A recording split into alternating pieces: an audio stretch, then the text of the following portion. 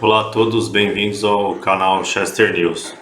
Bom, nesse Chester News eu quero falar sobre as perspectivas, da eleição de 2021, quais são as probabilidades maiores dos cenários. Bom, eu vou tentar fazer uma análise isenta, o mais possível, bom, a probabilidade maior, na minha opinião, antes das eleições ainda, é que talvez a CPI da Covid aumente a rejeição do Bolsonaro por um tempo e pode ter alguns protestos em relação ao impeachment do Bolsonaro, dependendo do resultado da CPI. Então, assim, antes de ter as eleições de 2022, a gente está em 2021, as eleições do ano que vem, pode aí ter um movimento de impeachment. Mas eu acho que esse movimento do impeachment, depois que acabar a CPI, a probabilidade maior é perder força, porque não porque a oposição à esquerda não queira tirar o Bolsonaro aqui, um processo de impeachment é demorado, no meio de uma pandemia, eu acho que eles vão acabar abrindo mão dessa estratégia do impeachment. Agora isso não está muito visível porque a CPI, eu acho que ela não chegou ao final e eu acho que esse relatório ele pode aumentar protestos de rua, para o impeachment do Bolsonaro, mas eu acho que não que eu esteja torcendo contra ou a favor, mas eu acho que a probabilidade maior, analisando racionalmente, passada a CPI, passado o relatório, que eu acho que é daqui uns 2, 3 meses, vai perder força a questão do impeachment por razões práticas. Eu acho que não passa um impeachment e no meio de uma CPI é muito desgastante para o país e também não tem tempo hábil para acontecer um impeachment. Então eu acho que antes das eleições ainda do ano que vem, 2022, pode ocorrer aí uma movimentação para o impeachment que, na minha opinião, não pode não ter sucesso. A gente nunca sabe, mas eu acho que a CPI ela não vai assim ter grandes impactos do que igual a oposição está achando que teria, E eu acho que a 2022 vai ser uma eleição muito polarizada, muito mesmo. Assim, eu acho que vai ser provavelmente Lula versus Bolsonaro, esquerda, extrema esquerda versus extrema direita.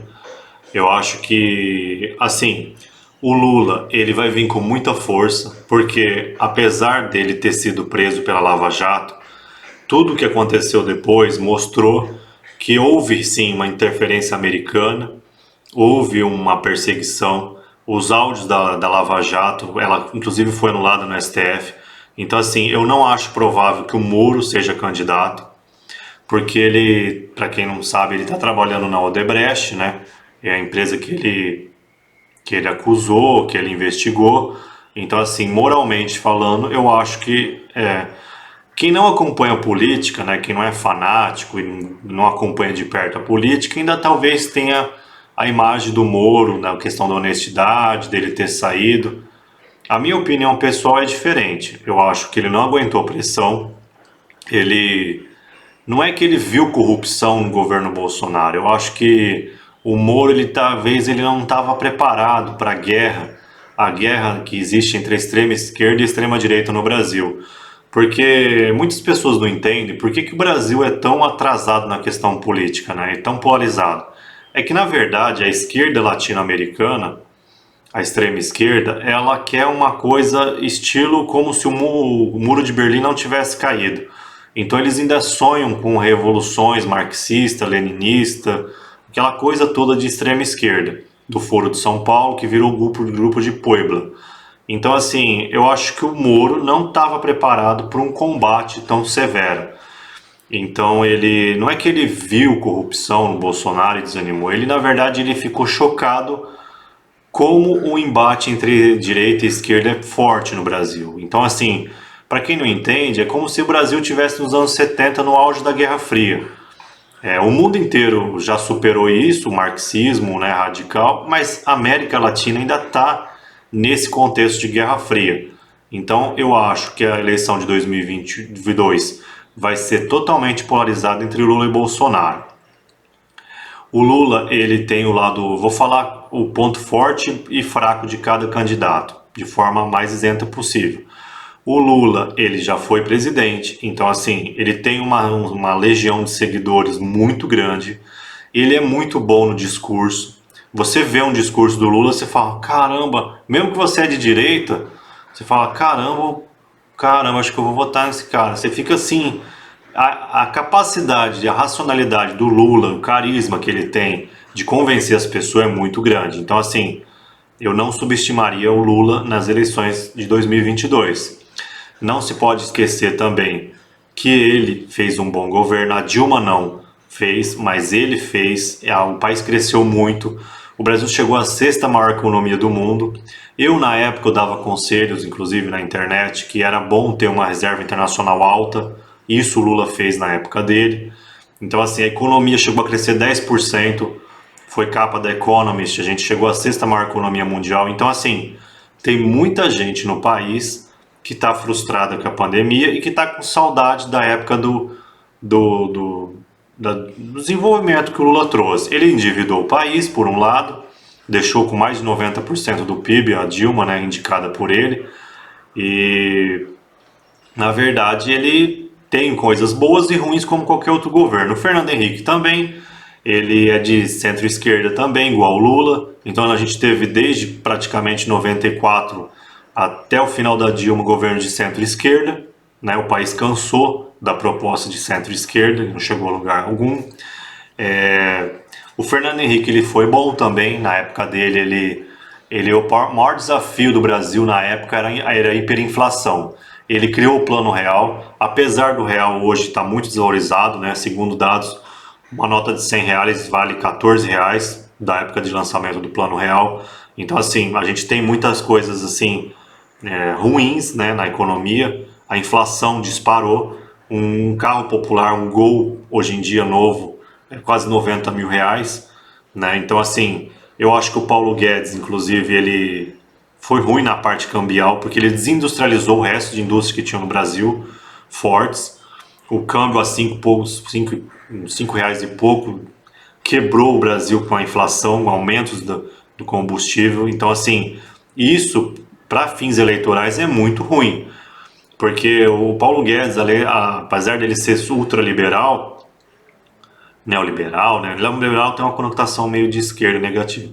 Ele, assim, os outros países do mundo, eles falam que tem câmbio livre, mas na verdade eles têm uma banda de tolerância. Então, assim, o ministro Manteiga, por exemplo, do Lula e da Dilma, ele, não sei se foi da Dilma, ele deixava o câmbio ali não subir muito e não cair muito, porque os agentes do mercado, quando eles veem que o câmbio é totalmente livre mesmo, a oscilação, a volatilidade aumenta. Então, assim, o céu é o limite, o governo não vai intervir para segurar o dólar. Então, isso acaba aumentando as quedas e as altas, então aumenta a volatilidade, que chamam, né, no mercado financeiro.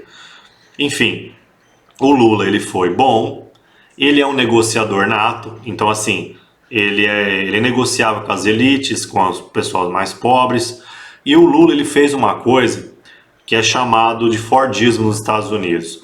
O Ford, que criou, né, o carro, o Ford T, a indústria automobilística moderna, ele falava que o segredo dos Estados Unidos, o que era? Inflação baixa e salários altos. Porque ele dizia que o que fazia os Estados Unidos ser próspero era os trabalhadores ganharem um salário alto e a inflação ser baixa. Então, assim, o trabalhador, ele é um consumidor.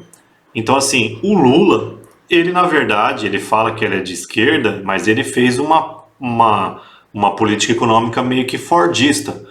Ele fez a inflação ficar baixa e aumentou o salário mínimo. E isso aumentou o consumo. Esse giro de prosperidade que o Lula criou é o mesmo segredo que existe na Europa e nos Estados Unidos. Eles dão salários altos que as pessoas ficam com renda para consumir. Isso ativa a economia. Então tem muita gente com saudade desse mecanismo que o Lula usou, fordista, né, vamos dizer assim. O Lula foi mais fordista do que outra coisa. E isso que foi que gerou o crescimento na época do Lula. Também tem a questão das commodities, que estava em alta naquela época. Então, assim, o Lula tem lado forte. O carisma, ele saiu da Lava Jato. Eu escrevi num artigo em 2017, no Chester News escrito, que se o Lula fosse acusado de corrupção e não fosse umas provas contundentes, ele viria mais forte ainda. O meu medo, eu era a favor da Lava Jato, desde que tivesse provas reais. A condenação do Lula não foi totalmente isenta, na minha opinião. Os hackers, né, que tiveram acesso aos conversas, já parecia que era uma coisa de cartas marcadas mesmo. Então, assim, a esquerda acusava a Lava Jato de ser parcial e parece que tudo indica, depois de tudo que aconteceu, vendo, né, agora, parece que realmente foi parcial. Isso fortalece o Lula, porque se o Bolsonaro, quem quer que seja, chamar ele de ladrão, ele pode impedir isso de crescer.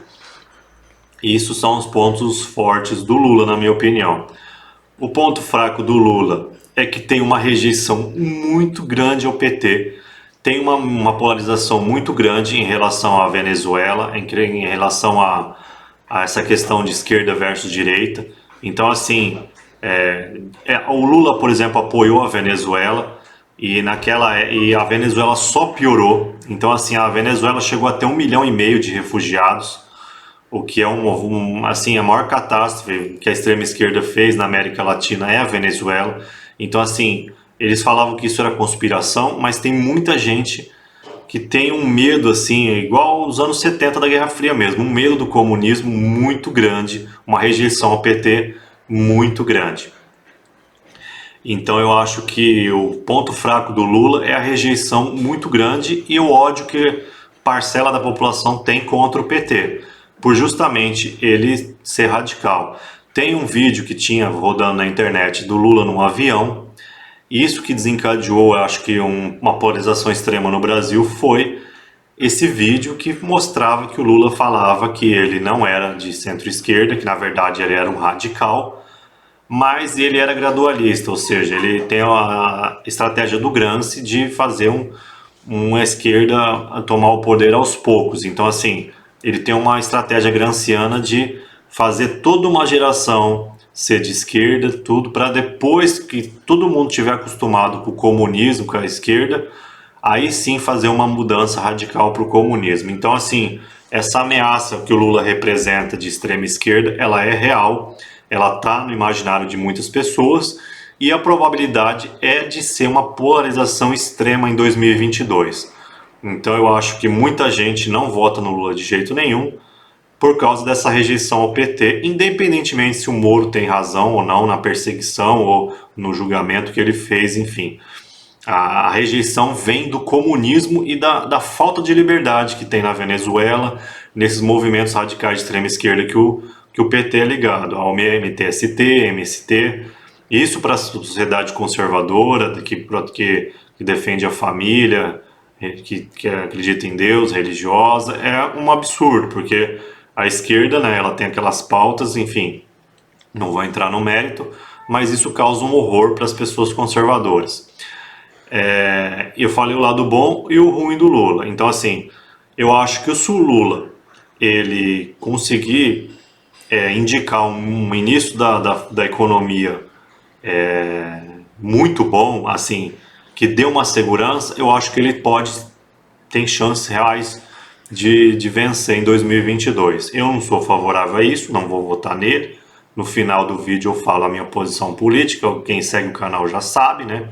Mas enfim, eu estou fazendo uma análise de probabilidades. Eu acho que o Lula é um candidato muito forte a vencer, porque tem uma memória social que ele criou, um modelo fordista de salários altos, inflação baixa, que gerou um ciclo de crescimento muito grande no nosso país, que fez a gente chegar à sexta economia maior do mundo. Isso está na memória da população, ajudou as pessoas, fez muitos programas como FIES, programas que fez as pessoas que não tinham condições de fazer faculdade, até de medicina. Então, assim, o Lula ele ainda é muito querido por muita gente na sociedade brasileira. Ainda mais que a gente tem esse conhecimento, né? Eu tenho, que 60% dos eleitores do Brasil não acompanha política, não é radical de extrema esquerda. Então, assim, para quem acompanha internet, Facebook, Twitter, acha que só tem radical na internet. É que, na verdade, o pessoal fanático, seja de esquerda ou extrema direita, na verdade não representa mais que 30% dos eleitores. Então, assim, a gente acha que essas pessoas... É igual o fanático de torcida de futebol. Os torcedores que vão lá para brigar, para se matar por futebol, são a minoria das torcidas organizadas. É a mesma coisa na política ou na religião. Tem uma minoria extremista que mata e morre por política, e tem o eleitorado médio que não liga para a política, cuida da própria vida e só vai pensar em votar, às vezes até no dia da eleição. Então, assim, 60% da população é centro, centro-esquerda e centro-direita. Então, assim, na minha opinião, essa grande massa de 60%, que não são os radicais que a gente vê na internet, eles podem definir a eleição. E eu acho que se o Bolsonaro e o Lula ficarem só jogando para a torcida organizada, eles podem ganhar, na verdade eles podem mais perder votos do que ganhar, porque essa massa de 60% é a que ganha a eleição. Então foi por isso que o Lula, ele se suavizou, fingiu que não era mais de extrema esquerda, e ele conseguiu o voto até de quem não é de esquerda e quem deu um voto de confiança para ele. Agora eu vou falar do Bolsonaro. A minha opinião pessoal é que o Bolsonaro tem muita chance de se reeleger.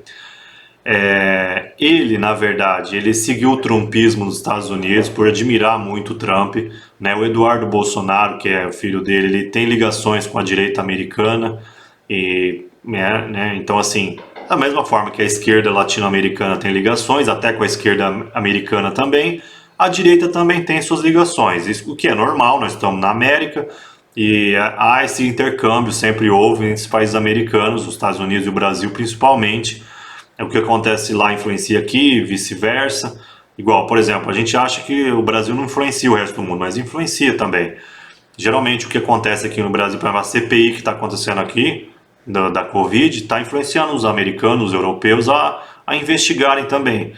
Então, enfim, eu acho que a direita, o Bolsonaro, errou em tentar se colar na figura do Trump, porque o Trump perdeu a reeleição, ele ficou radical e ficou um pouco maluco no final do mandato.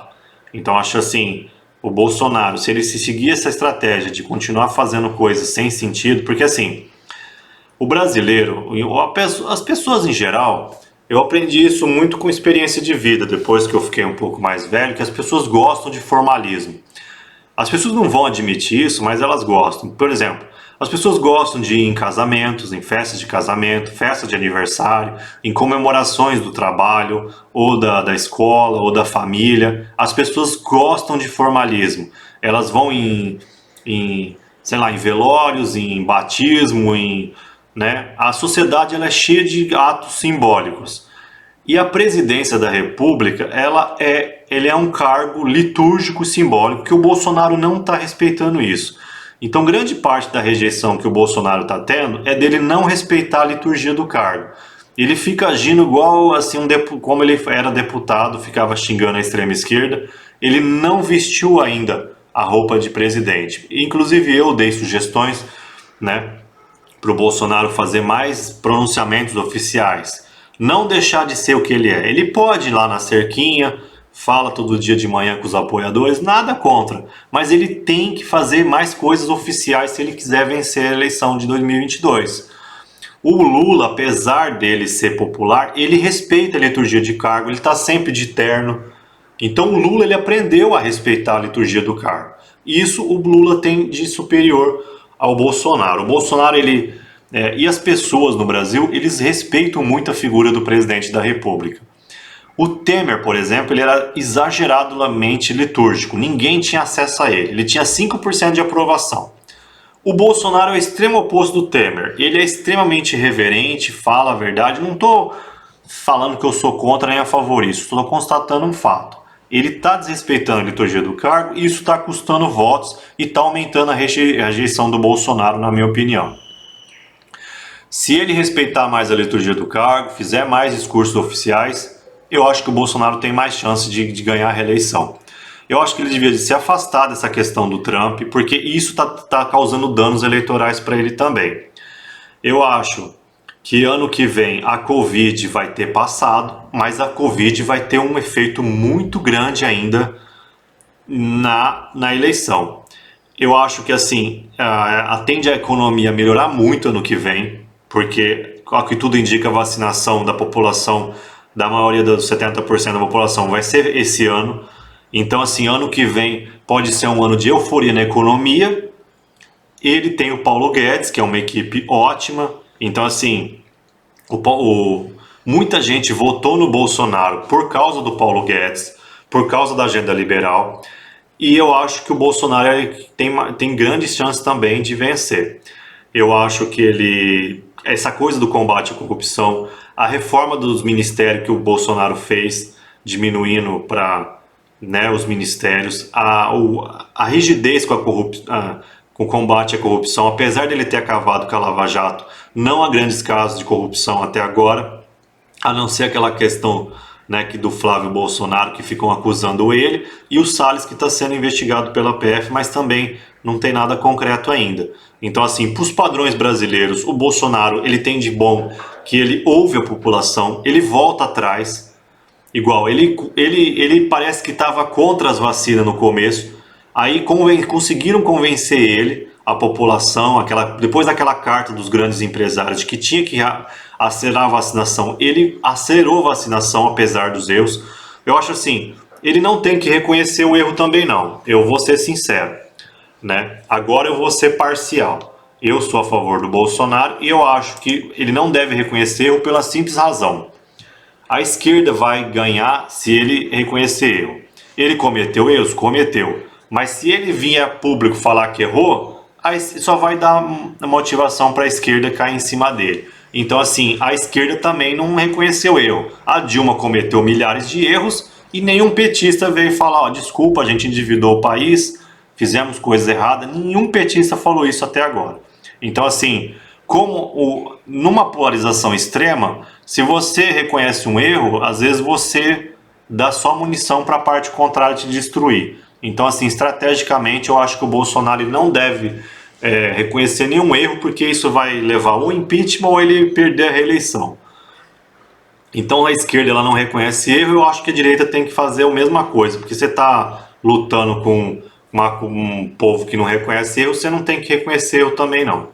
Então, assim, eu acho que o Bolsonaro ele tem de forte o quê? A equipe dele, ele tem a máquina a favor dele, porque geralmente é mais fácil você ganhar uma reeleição sendo presidente do que perder a reeleição. Então, assim, no Brasil a Dilma se reelegeu, o Lula se reelegeu, então o Fernando Henrique se reelegeu. Então, o mais provável, na inércia totalmente, sem acontecer nada extraordinário, de impeachment, de nada, a mais probabilidade está, na minha opinião, dele se reeleger. Porque a pandemia vai ter acabado ano que vem, a CPI ninguém vai lembrar dela mais. Eu estou falando ninguém desses 60% que não acompanha político. Esse povo jornal, que fica jogando na folha, que fica querendo agitar, acompanha, mas é uma minoria, não chega a 15% de cada lado radical, de extrema esquerda e extrema direita. Com 30% ninguém ganha eleição, nem o Lula nem o Bolsonaro.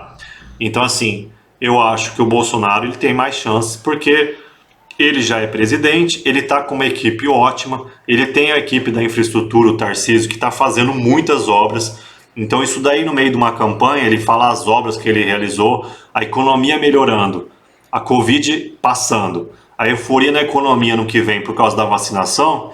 Eu acho que a probabilidade maior mesmo é do Bolsonaro vencer, a não ser que ele comece a agir igual um retardado total, não respeite, continue assim, não respeitando a liturgia do cargo, aí a rejeição dele vai aumentar de uma forma que talvez ele perca a eleição. Bom, agora eu queria falar um pouco de cenário político, dos possíveis candidatos. As notícias que eu acompanho, o Dória desistiu da presidência, então é mais provável que o Dória, mesmo atacando o Bolsonaro, ele vire talvez ele tente a reeleição a governador de São Paulo. O Luciano Huck, que estavam falando que ia ser um candidato da Globo, não sei o que, ele já desistiu também. Outro que desistiu é o Alckmin, Serra, eu acho que eles nem cogitaram nada, né? E assim, eu acho que talvez O Ciro Gomes, ele vai ser candidato, né? Talvez, se o Lula consiga convencer talvez o Boulos e o Ciro a não concorrer, para não dividir os votos da esquerda. Então, assim, talvez eu acho que o Boulos concorra, mas a pedido talvez do Lula, por eles serem próximos, talvez ele não deixe de concorrer ou concorra só para transferir votos no segundo turno. Então eu acho que provavelmente o Ciro e o Boulos eles são, né, vão apoiar o Lula, é óbvio. Aqueles candidatos pequenos, o Daciolo, eu não sei se a Marina Silva, a Marina é sempre candidata, né? E ela é de centro-esquerda e às vezes ela pega um povo aí do centrão, ela pode transferir votos aí no segundo turno. Pelas críticas que ela faz do Bolsonaro, é bem capaz que a Marina também transfira voto no segundo turno para o Lula. A questão do Moro, eu acho que depois da Odebrecht, depois da saída esquisita dele do Ministério da Justiça, ele não sei se ele vai concorrer. Eu acho que ele pode concorrer, sim. O Moro pode ser um fator aleatório muito grande, né? Eu acho que se muita gente rejeitar o Lula e o Bolsonaro, e se o Moro tiver na disputa, o Moro pode ser um azarão aí que destrua a polarização e consiga realmente ser presidente. É muito estranho o que eu estou falando, mas eu acho que isso pode acontecer. O Moro ele pode estar se escondendo como estratégia para não se desgastar. Um pouco antes do Moro ser ministro, sair do Ministério da Justiça, ele tinha 70% de intenção de voto. Ainda não tinha corrido aquela questão dos hackers da Lava Jato, a Lava Jato não tinha sido anulada no STF, não tinha essa coisa de parcialidade. Eu acho que o Moro também tem chance de vencer caso ele participe, mas eu acho que a probabilidade maior é ele não participar. Não sei porquê, mas eu acho que ele se desiludiu da política, ele não gostou da política. Eu acho que o Moro, ele só seria presidente ou candidato, né, se ele visse que tem uma equipe boa, ele visse ali, alguém mostrasse para ele que ele está nas pesquisas ali, tem chance de vencer. Mas eu acho que o Moro, ele cansou da Lava Jato, ele cansou da política, então eu acho meio difícil ele concorrer. Mas se ele concorrer, ele pode ser um azarão que pode ganhar do Bolsonaro e do Lula, porque há uma rejeição muito grande de ambos. Quem ama o Bolsonaro ama exageradamente, e quem odeia, odeia com todas as forças também. Isso vale tanto para o Lula quanto para o Bolsonaro. Então, assim, em eleições, a ciência política fala que quando os dois têm muita rejeição, pode surgir um terceiro via aí muito, né? O Moro, eu acho que o Ciro não consegue fazer essa terceira via, porque ele é de esquerda. Então a mesma rejeição que o Lula tem, o Ciro também tem, de quem é de direita, quem é liberal e conservador. Então eu acho que é mais ou menos por aí. Bom, essas são minhas considerações. Eu acho que a eleição de 2022, o mais provável é o Bolsonaro ganhar, porque caso não ocorra um impeachment, nada extraordinário, é mais fácil ano que vem ter uma euforia na economia, o povo está feliz pela vacinação, a volta à normalidade, e eu acho que o Bolsonaro tem mais chance de ser reeleito mesmo. Mas tudo pode acontecer, a gente não sabe, né? O país tem... A briga política é muito severa e é isso. Eu vou falar minha opinião, vou votar no Bolsonaro, eu acho que o Lula ele é radical e não vai ser nada do que o Lula foi, nem a Dilma. Se ele vier dessa vez, o Lula ele vai ser radical, vai fechar a imprensa, vai fazer estilo Venezuela mesmo. A esquerda fica acusando o Bolsonaro de fascista, mas quem tem desejos fascistas reais de fechar a imprensa, perseguir adversários é a extrema esquerda, é o Lula. Ele não vai ser bonzinho dessa vez, então na minha opinião o Bolsonaro é a melhor opção para 2022. Um abraço a todos, bem-vindos ao canal Chester News, todos são bem-vindos ao meu canal e se inscreva aí para dar uma força, se quiser dar um curtir aí para dar um turbo no vídeo se você gostou. Um abraço a todos.